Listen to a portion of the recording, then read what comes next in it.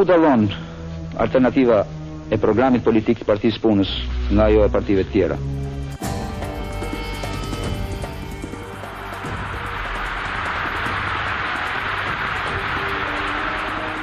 Për të vendosur me logjike me zemër, për këtë do të votoj.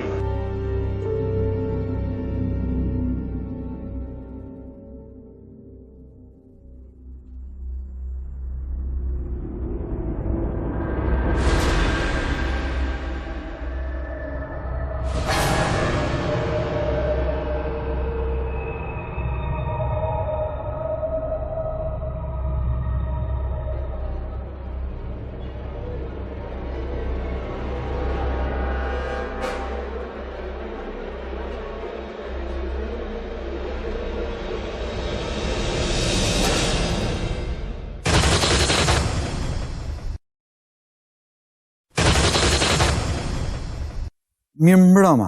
Tani, në vigjilje të betejës së tetë të madhe elektorale në këto 2 dekada pluralizëm në Shqipëri, liderat e partive kryesore I janë rikthyer në fjalorin e tyre gjatë fushatës së tyre edhe një herë zgjedhjeve të para pluraliste në vend. Por jo vetëm për këtë arsye, edhe për një arsye tjetër, për vetë faktin se shumë nga protagonistët e 22 viteve më parë janë ende sot aktiv në skenën politike shqiptare, zonë e ndaluar I është rikthyer edhe një herë memorjes dhe kujtesës për të krijuar këtë emision I cili do të pasqyrojë zgjedhjet e para pluraliste në vend dhe në Shqipëri, ato të 31 marsit 1991. Po kush ishin protagonistët e kësaj gare të vërtetë elektorale dhe çfarë propagandonin ata?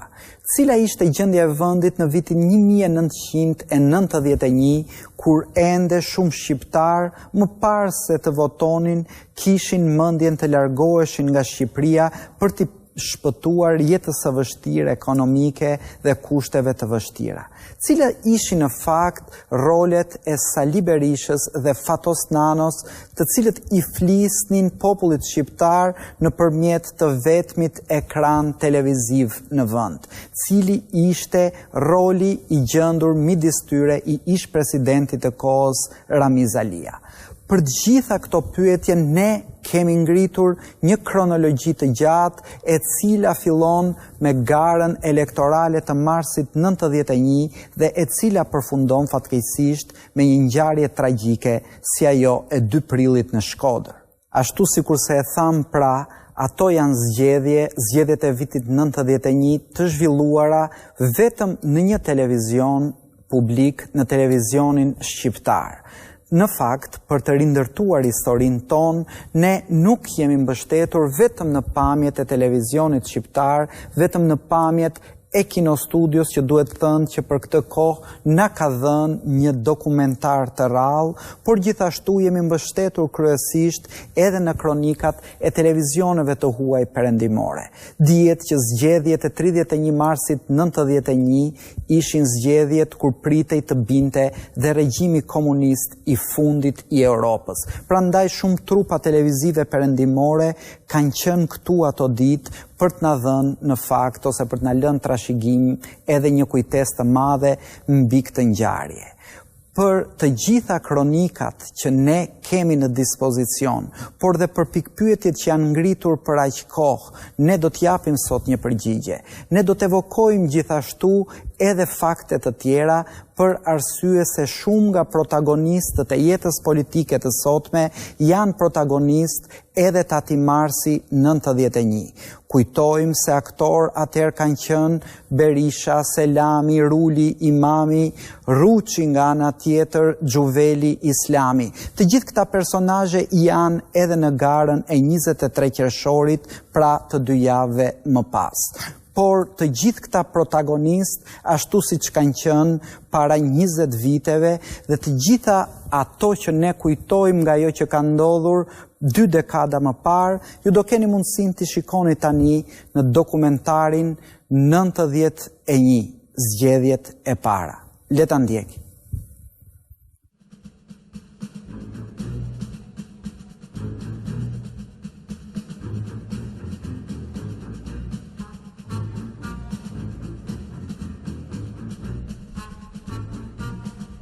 Nga nata e radhëve të gjata, Shqipëria po dilte më e varfër se kur. Në fillim të vitit 1991, me njëherë pas shpalljes së pluralizmit, njerëzit dukej sikur nuk dinin ç'të bënin me lirinë e fituar.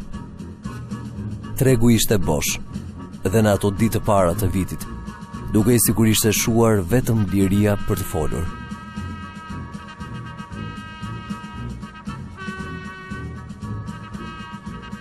Makina e shtetit kish pushuar së funksionuari, megjithse shumë shpejt, thuaj se do të zhvilloheshin zgjedhje të lira. Varfëria e skajshme vije e re që në vështrimin e parë. Asnjë nga trupat e para të gazetarëve francezë që do të shkelnin Shqipërinë e pas pluralizmit, nuk do të kishte vështirësi ta shikonte atë. À quelques kilomètres de Tirana seulement, les dernières traces du rêve occidental que chacun tente encore de s'offrir en Albanie. Mais ici, la plupart du temps, on se nourrit de pain et de sel. Depuis 6 mois, la situation s'est brusquement aggravée, le système socialiste désagrégé et l'économie paralysée. Plus personne ne travaille, les salaires sont indécemment bas, pas même 5 francs par jour en moyenne pour une grande partie de la population. Les deux frères Rachid vivent ici. Tous deux sont d'anciens prisonniers politiques. Ils viennent d'être libérés après 10 ans de prison pour idées subversives. Mais selon eux, la bataille pour une vie décente est beaucoup plus difficile. Regardez, on vit à 8 dans cette pièce. Je ne mange que du pain et de la soupe, et parfois même rien du tout. En fait, depuis que je suis libéré, je souffre plus. Avant, je mangeais tous les jours. Aujourd'hui, je n'en suis même plus sûr. L'Albanie est le pays européen le plus pauvre. C'était vrai en 1945, cela le reste aujourd'hui. Un constat sans appel. Jamais les magasins n'ont été aussi vides, jamais les produits de première nécessité aussi rares. Le savon, le sucre, les œufs, le lait et la viande surtout, tout est rationné. Et le nom de chaque famille inscrit dans ce grand registre. Il nous faut des articles, des biens de consommation, surtout alimentaires, une aide alimentaire et médicale, parce qu'on a très peur qu'avec cette sorte de famine en Albanie, manque de protéines, peut-être on aura des maladies et des choses comme ça. Por frikës së mbijetesës, ja linde vendin shpresa e ndryshimit.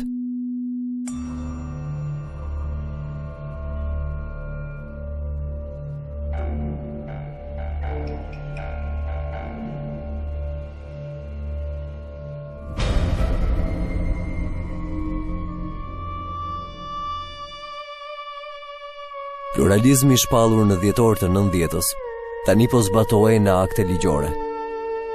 Pushteti komunist kishte shpallur zgjedhje për në shkurt të vitit 91, por në to, tani do të merrnin pjesë edhe partitë e para opozitare. Pas dekretit të presidiumit të Kuvendit Popullor, numër 7442, datë 17/12/1990, për krijimin e organizatave e shoqatave politike, tashmë në fushatën elektorale, krahas subjekteve tjera, përfshihen edhe 4 partitë politike, siç është Partia Punës së Shqipërisë, Partia Demokratike, Partia Republikane dhe Partia Ekologjike.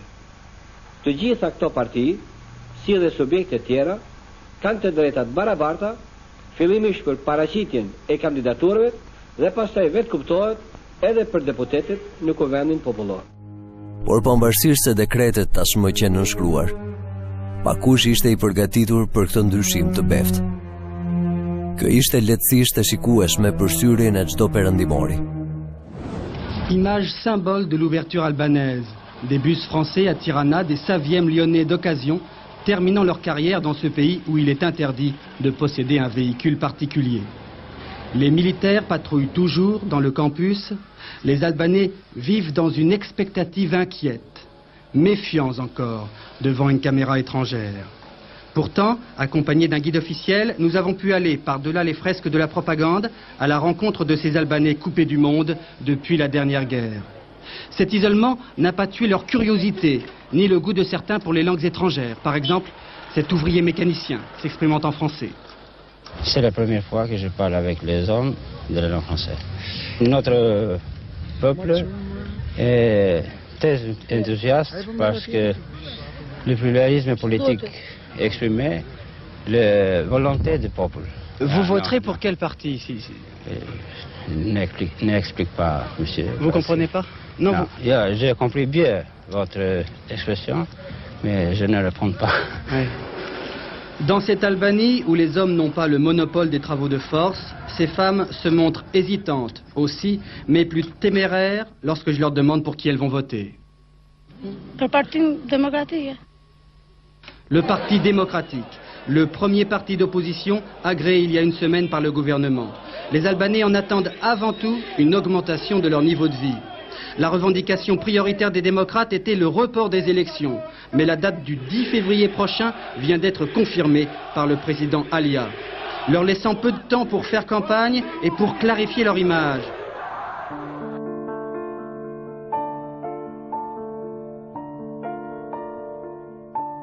Betejë e para politike në Shqipëri do të zhvillojë për datën e zgjedhjeve të para pluraliste.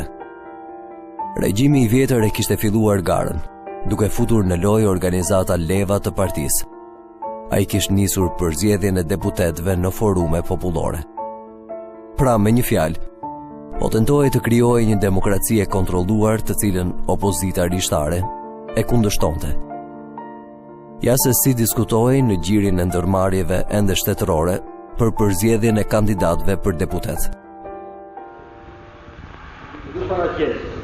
Kandidat për deputet në Komunën Popullor, shkrimtarin e njohur të vendit tonë, Shokun Zia Muhthir Qena. Shoku Zia ka punuar në gazetën Fuksiri, në revistën Nëntori, në gazetën Drita si kryeredaktorit I saj, që nga viti 1982 dhe sot është drejtor I shtëpisë botuese të lidhjes shkrimtarëve dhe partisëve të Shqipërisë. Me emër të Frontit Demokratik të Rrezit, I propozoj zonës 231, Shokun Ramazan Asim Gjuzi. Nuk më mirato ky, më mirato njëri tjetër, ju keni këshillim, ju dhe jeni zotë. Shtroi kandidaturë të subjektit të Bashkimeve Profesionale, Ismail Bogdan. Unë jam dakord që të tre kandidatët për veten time të miratohen. Ka mendimi që të tre kandidatura janë të mushme që të jenë deputet. Tash unë mendoj që atë shokët e partisë ne nuk e japim nga afër. Që deputet për zonën tonë imi një front të vështirë punë e minera, do është e mundshme Ismail Bagdani. Po unë kisha një mendim të ri.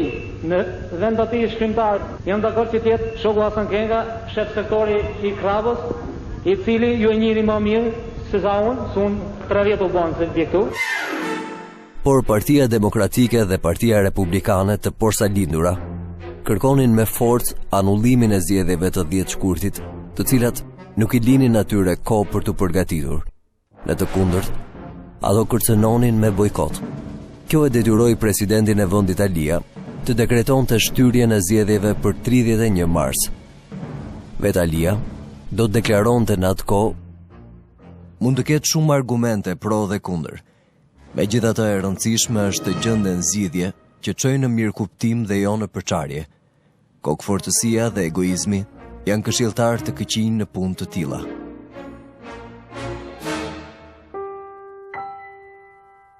Vetë presidenti I vendit vazhdonte të ndërronte së bashku me hierarkët e lartë të komunizmit në të famshmin blok që edhe 2 muaj pas rënies së regjimit vazhdonte të ishte I ruajtur me ushtar. Dhe do të vazhdonte kështu deri në ditën e rrëzimit të bustit të Enver Hoxhës.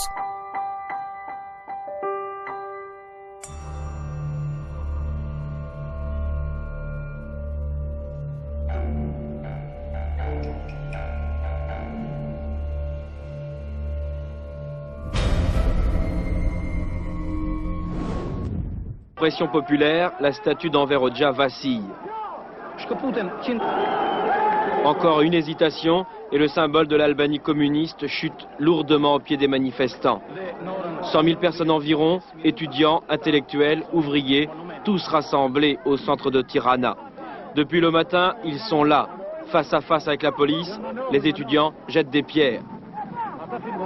Les forces de police répondent, ils décident de lâcher les chiens. Les manifestants reculent, mais reviennent aussitôt à la charge. Les policiers tentent de nouveau de disperser la foule. Gaz lacrymogène, tir à blanc, le va-et-vient se poursuivra jusqu'à la chute de la statue d'Enver Hoxha en début d'après-midi. Une vingtaine de personnes blessées légèrement. Selon divers témoignages, les forces de l'ordre n'ont pas été très agressives. Depuis 3 jours, 700 étudiants et professeurs étaient en grève de la faim. Ils demandaient que leur université ne porte plus le nom d'Enver Hoxha. Ce soir, c'est fait, le gouvernement l'a officiellement débaptisé. Le président albanais Rami Zalia vient de s'adresser à la télévision. Il a annoncé la formation d'un nouveau gouvernement dont il prendra personnellement la tête. En Albanie, le changement, visiblement, se fait dans la continuité. Por, pas rrëzimit të monumentit të Hoxhës, vendi ndodhej në pragun e luftës civile. Këto pamje të reporterëve të huaj tregojnë mobilizimin e madh të atyre që do të merrnin emrin vullnetarët e Enverit. Do të ngriheshin kudo, në Tiranë edhe në jug të Shqipërisë, me portretet e liderit komunist në dorë. Strategjia ishte e qartë. Partia e Punës nuk duhet të tulatej vetëm 40 ditë para zgjedhjeve të para pluraliste. Dhe këtë, po tentonte ta bënte me çdo çmim. Shkëndia mund të shpërthente nga çasti në çast. Asaj do t'i hidhte zjarr edhe një nga krerët e opozitës, Sali Berisha, i cili do të deklaronte ato ditë se ushtarakët të kryesuar nga ministri i mbrojtjes Kiço Mustaçi po përgatiteshin për një gru shteti, për të mënjanuar presidentin Alia dhe për të vendosur gjendjen e jashtëzakonshme.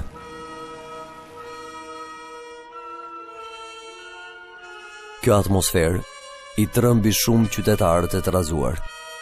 Një pjesë e mirë e tyre e gjetën zgjidhjen tek një eksod i ri, i dyti pas vërshimit të korrikut 90 drejt ambasadave.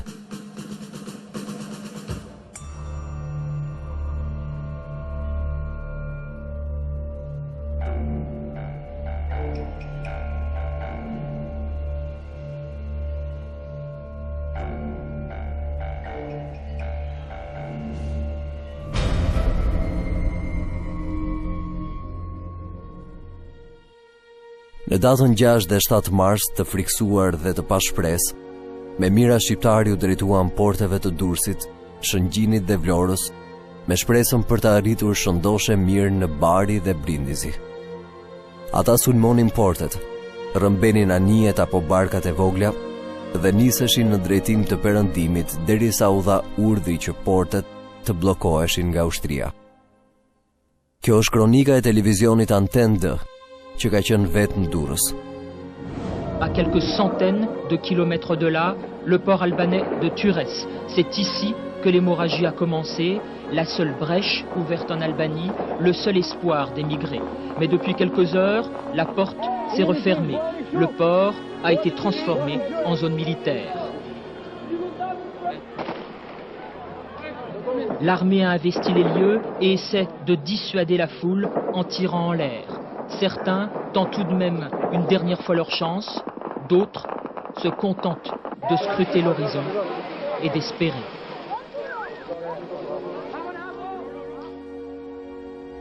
Këto pamje të rralla të fillimit të marsit tashmë janë prezente në mendjen e gjithkujt. Ato nuk janë vetëm simboli i kërkimit të një jete më të mirë, por edhe mungesa e shpresës se në Shqipëri diçka mund të ndryshojë. Së paku, në një kohë të shpejtë.